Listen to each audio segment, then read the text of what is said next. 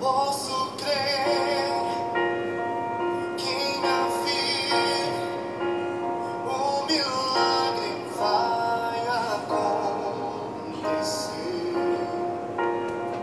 Posso ver as promessas sendo liberadas sobre mim, sendo liberadas sobre mim.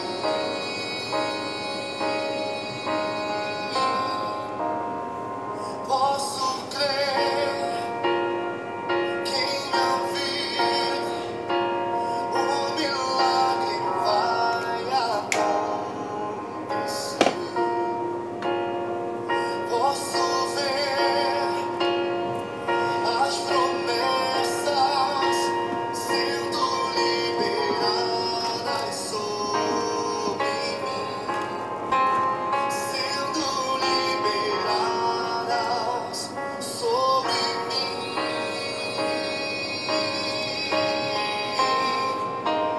Hoje o meu milagre vai chegar.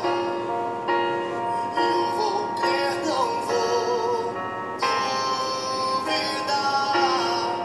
O preço que foi pago ali na cruz me dá vitória nessa hora. Tua morte, tua cruz, teu sangue derramado no Calvário, está selado, foi consumado. Eu vivo hoje livre do pecado, vivo as promessas dos milagres.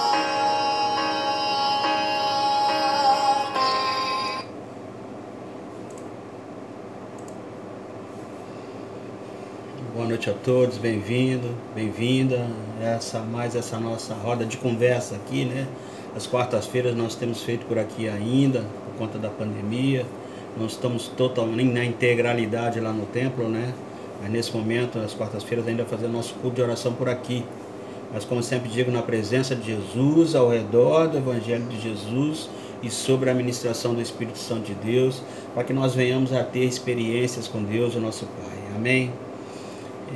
Nós vamos orar agora. Eu preciso que você ore também pela irmã Maria Leda. Ela se encontra internada no hospital, vai ter que passar por uma cirurgia por conta do problema da coluna dela, e ela ainda não conseguiu marcação. A filha dela, a Luciana, tem me reportado aí como é que está acontecendo as coisas. Ela ainda não conseguiu efetivamente marcar a data da cirurgia.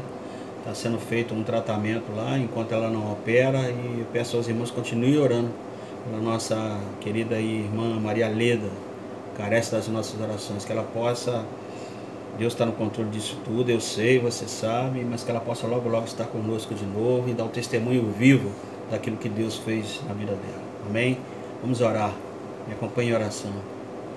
Obrigado, Senhor, por estarmos juntos novamente aqui. Obrigado pela nossa comunhão com o Senhor. Obrigado pela Tua presença. Obrigado pela Tua palavra. Obrigado pela Tua bênção sobre nós. Que em cada casa a Tua doce presença faça toda a diferença. Que em cada casa a Tua palavra seja ouvida, a Tua voz seja ouvida, acolhida e, principalmente, Senhor, obedecida.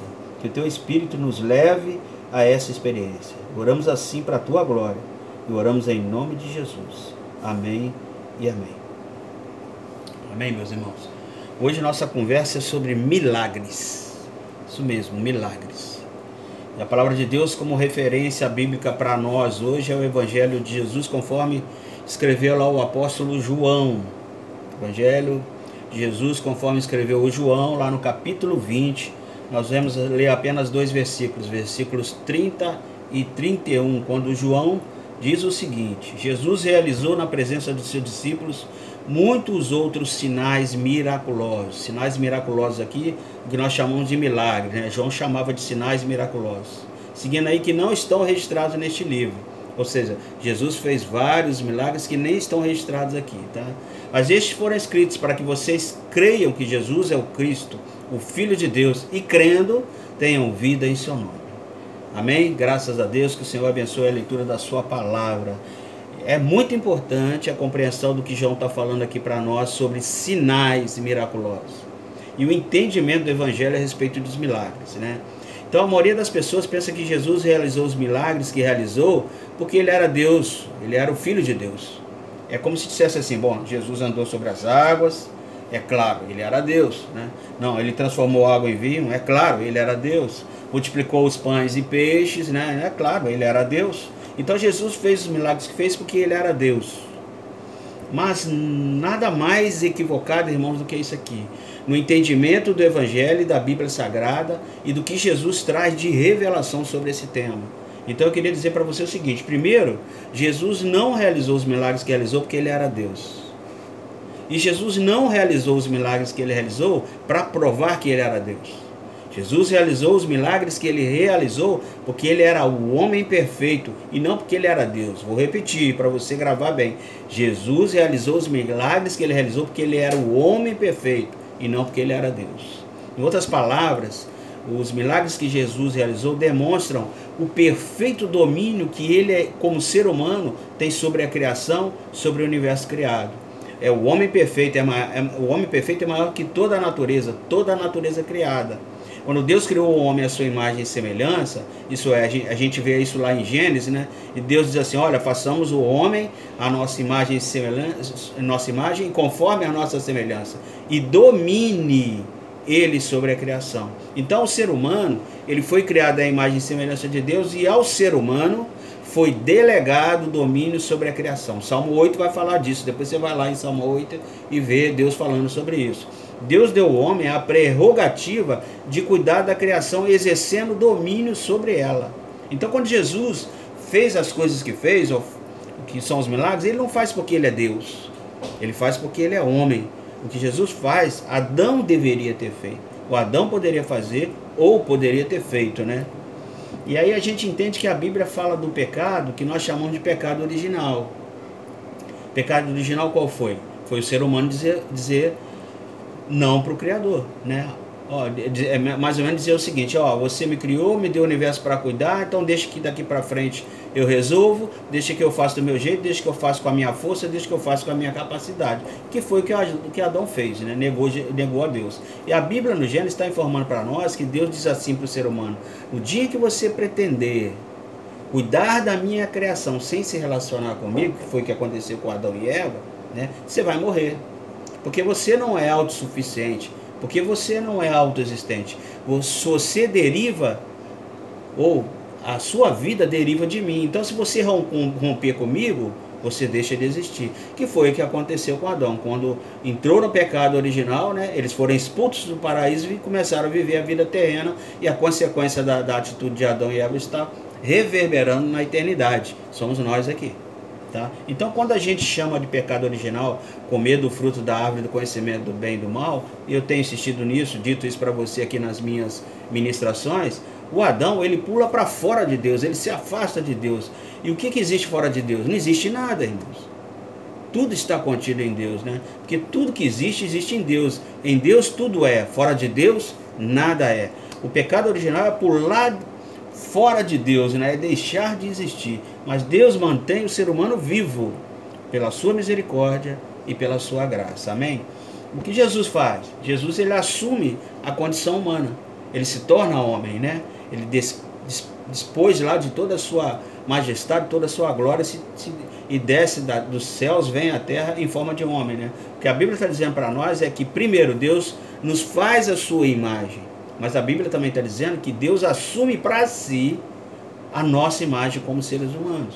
Primeiro Deus nos faz a sua imagem, mas depois Deus, na pessoa de Jesus, a segunda pessoa da Santíssima Trindade, né? Pai, Filho e Espírito Santo. Esse Deus que existe em três pessoas, e uma dessas pessoas, que é Jesus, mergulha aqui na terra, vem à terra, abre mão de toda a sua glória e toda a sua majestade e se faz a nossa imagem e a nossa semelhança. E é isso que o apóstolo Paulo diz lá no Filipenses, capítulo 2, que sendo em forma de Deus, Jesus não teve por usurpação ser igual a Deus, isto é, ele não se agarrou ao status divino dele, mas ele se esvaziou, né? E tornou-se em forma humana, e se fez semelhante ao homem, e na forma humana foi obediente a Deus até a morte de cruz, coisa que Adão não fez. Então, quando Adão desobedece, Jesus obedece. É o antagonismo, né? Enquanto um vai para um lado, o outro vai para o outro, né? Adão desobedece totalmente a Deus, Jesus obedece. É por isso que Jesus é o homem perfeito, percebe? Ele é um homem perfeito porque ele é um homem em perfeita submissão a Deus, o Criador. Jesus é o homem perfeito porque ele é o homem em perfeita submissão ao Pai Celestial. Tanto é que Jesus diz assim, olha, o Espírito de Deus está sobre mim. É isso que Jesus declara, né? Jesus está dizendo lá em Lucas capítulo 4, eu não faço as coisas que eu faço na minha própria força. Eu não faço porque eu faço porque eu estou em submissão ao Espírito do Senhor que está sobre mim. Eu estou vinculado, diretamente ligado ao meu Pai. Coisas que Jesus ensina para nós e que a gente devia aprender a fazer, a gente fica seguindo o que o Adão fez com Deus. Desobedeceu completamente. Deixa de ter o Espírito de Deus e vai fazer as coisas pelo próprio entendimento, pela própria força. Então, em João capítulo 5 e João capítulo 8, por exemplo, Jesus diz assim, as coisas que eu faço, eu não faço de mim mesmo. Eu faço porque eu vejo meu Pai fazer. Eu faço porque meu Pai está comigo. Eu faço porque meu Pai me ensinou a fazer. E as obras que eu faço demonstram isso, que o meu Pai está comigo e que a mão do meu Pai está sobre mim. O Espírito do Senhor está sobre mim. Então Jesus não faz o que faz porque ele era Deus. É claro que ele era Deus encarnado, mas os milagres que ele realiza, o que nós chamamos de milagres, são expressões da humanidade de Jesus em perfeita submissão a Deus, o Pai. Jesus, ele se esvazia dos seus poderes divinos, assume a forma humana. Amém? É mais ou menos o seguinte, irmãos. É como quando Jesus vai tomar a forma humana, na hora que ele vai mergulhar na encarnação e vir à Terra como ser humano para fazer o que ele tinha que fazer, o inferno vira e diz assim, opa, você vai ao mundo dos homens, ô Jesus? Mas você não vai com seus poderes, vai? E Jesus diz, ok, tá bom, Satanás, então eu vou tirar o meu cinturão da divindade que eu tenho, os meus superpoderes divinos, e eu vou deixar aqui. Então Jesus tira o seu cinturão de poderes divinos, deixa a sua majestade, sua glória, deixa lá na mão do Pai e mergulha nessa existência humana como um homem. E tudo que Jesus faz, ele não faz porque era Deus, mas porque era homem em perfeita submissão a Deus. Então, os milagres de Jesus são um sinal da perfeita humanidade de Deus, que ele era filho de Deus nesse sentido. Amém? Mas também, irmãos, os milagres de Jesus são um testemunho e um sinal da messianidade de Jesus. E o que é messianidade, né? O que é ser o Messias? É ser o Cristo, é ser o ungido. Cristo é a palavra grega para a palavra hebraica Messias, ou Machia, né? Quando fala Jesus o Cristo, ou Jesus o Messias, ou Machia, é a mesma coisa. Yeshua HaMashia, Jesus o Messias.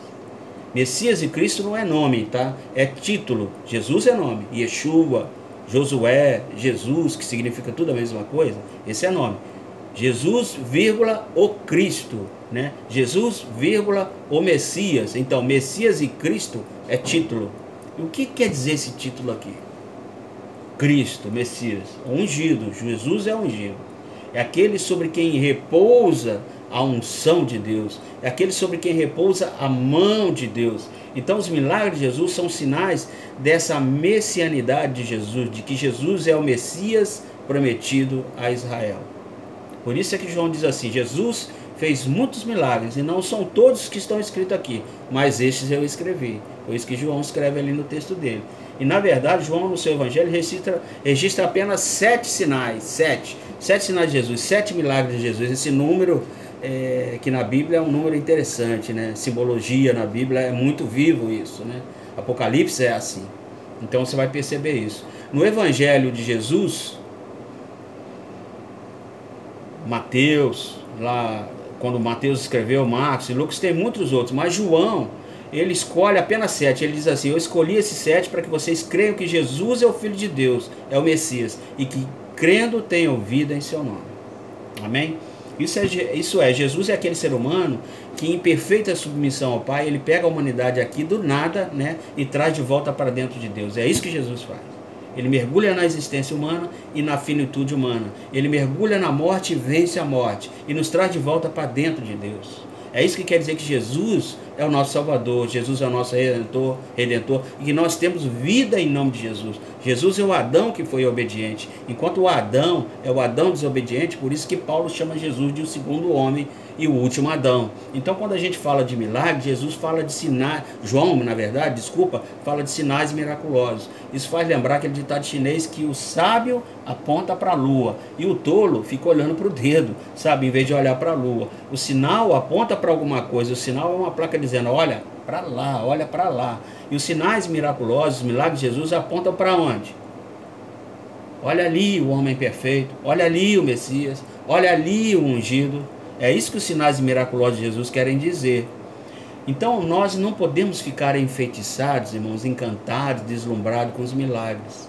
Porque os milagres não são um fim em si mesmo. Os milagres são sinais, sinais da humanidade perfeita de Jesus, da messianidade de Jesus, e apontam para isso. Deus não atua no ramo de milagres. Jesus não realiza milagres para o conforto humano. Jesus não vem para dizer, você está sofrendo, né? Deixa eu fazer um milagre aí para você. Não, não é isso.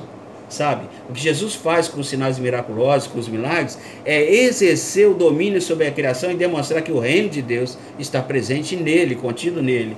Lembra que o evangelho é o reino de Deus que chegou, né?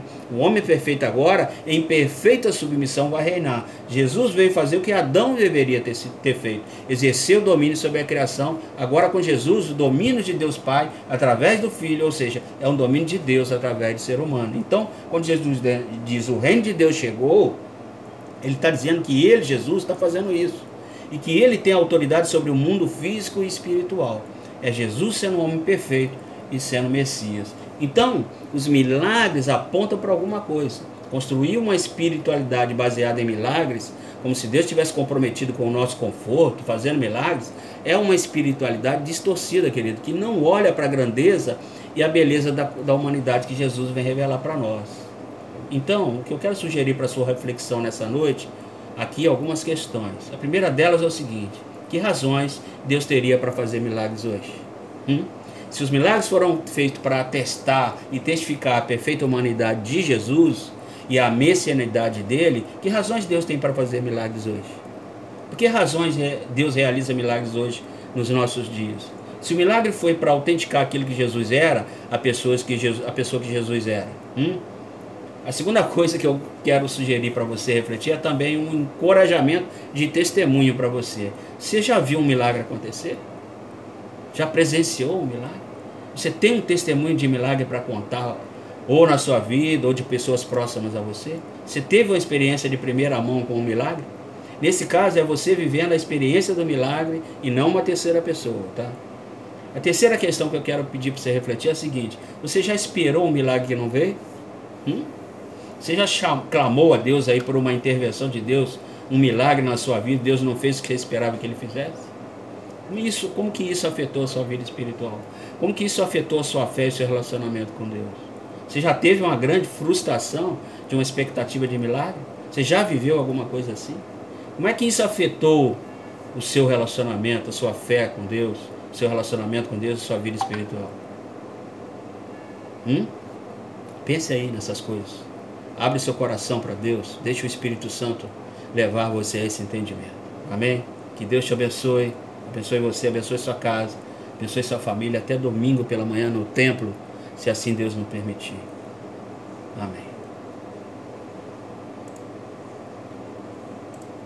Hoje o meu milagre vai chegar. Eu vou crer, não vou duvidar. O preço que foi pago ali na cruz me dá vitória. Nessa hora me dá vitória. Nessa hora. Que Deus te abençoe e te guarde sempre, meu querido e minha querida. A paz de Jesus.